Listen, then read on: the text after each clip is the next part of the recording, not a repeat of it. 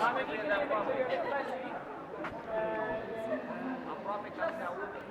you just start to have your free time, I just wanted to give some information about the theaters in the history. When you're thinking about the amphitheaters, like the theaters, like the main thing that they just built in the history for the culture or the theatrical events was this kind of places. The first theaters was started in a period in the history, like in the 6th century. In the beginning of this history, the things started like this. They were just celebrating the harvest time for Dionysus. And a guy in the middle is talking, the other is sitting around him and just listening. The first theatrical events just started in a period in the history like this. After that, when they just started to have more people around them, the people started to get some wooden things to sit on it in that places. And after that, this wooden things turned into the stones. So the guys was still in the middle, celebrating the harvest time, and the others were just sitting on the stones around him. And after that, when they just like the city is extended, when they just started to have more and more people, they just started to carve the stones to sit on it.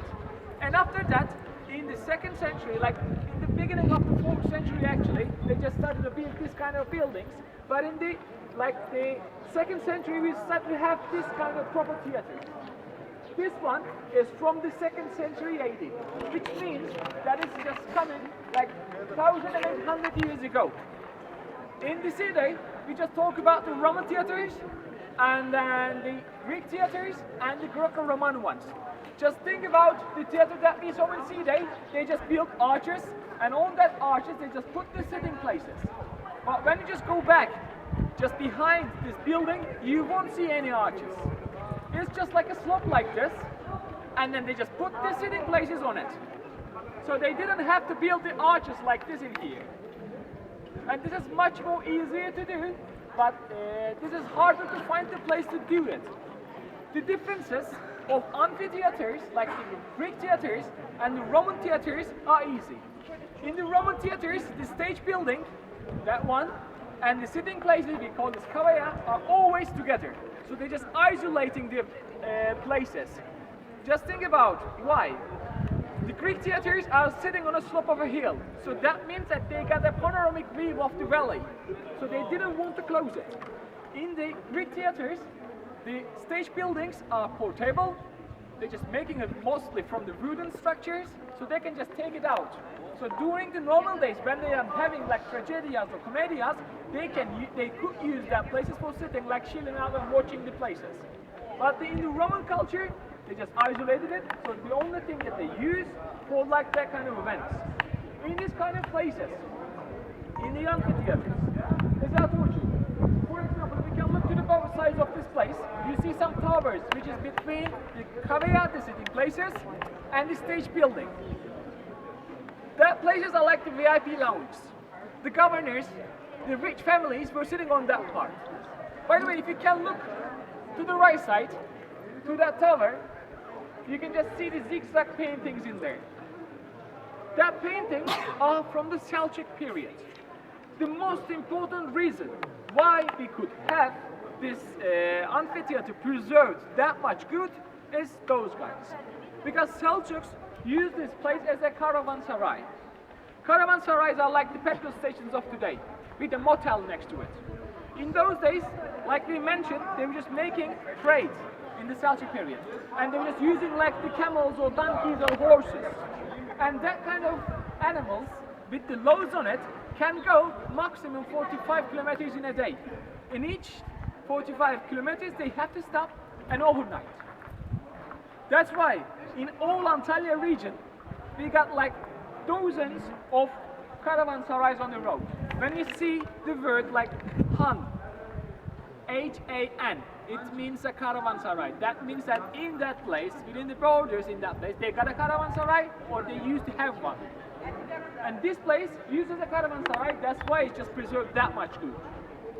And if you just go back to the ancient Roman periods, the sitting places, for example, that you sit in on, they just got some specialties, they just technological in those days. Just for example, if you're just sitting in here, like this for example, they just got some carvings on this side, like this shape. And that got a practical thing to do that. When you're sitting like this, if you sit here and put your feet right in this part, the one who's just sitting on the front side of you will sit on your feet. Not to have that problems, they just carve the sitting places like this, so you just put your feet in here. It's comfortable for you, it's comfortable for the other one just sitting in the front side of you as well. And in the other part, not in everywhere, but they just got some holes, like these square holes in the middle. They're just putting some like sticks on it. In the sunny periods, they just cover it with the fabrics or woods, so it can keep that place in shade. In the rainy weathers, they can keep that place dry. That's why they're just using that kind of places during the winter time, in the rainy times as well. And inside this kind of buildings, you know, in the Roman period, the day was just starting early, and it ends in the midday. After that, they have free time to do that. And in those free time part, afternoon part, they're just coming here and watching the shows. They just got tragedias, comedias, gladiator combats, wild animal combats, aquatic games. When you just check the building, you see like 1, 2, 3, 4, 5 entrances. The main entrance is in the middle, and they got 2 like parts on the bottom line. They use that places for entrance and exits, and they just use that places as a cage for the wild animals. When the guys were just having gladiator combats in here, after a while, seeing the people just killing each other was not that much good even for the Romans. In those days, in those times, the provocators, the ones just fighting with the animals which is going in, just like fighting with the lions, tigers, you know, it's just changing from region to region. But with wild animals, they just like making that provocator games, and the animals were just keeping in that cages. When they were just making aquatic games, like for the sake of the gods of the oceans, like Poseidon, or the goddess for the rivers, Tethys, they're just covering that places with the big stones, and they're just filling it with water, like a pool. And when they just wanted to release the water from the arena, they were just opening that part again back, and then the water was running out from that part. And if you can look to the building, in the middle at the top, there are many niches. In that niches, they used to have statues of the governors, emperors, like the god and goddesses. But in the middle, at the top, you see a carving. That carving is the carving for the god of plastic arts, wines, Dionysus.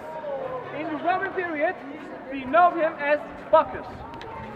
So that's the carving of him right in that middle. And you know, the capacity of this place is like tall as 15,000 sometimes 20,000. But you know, it depends on the modern measuring systems.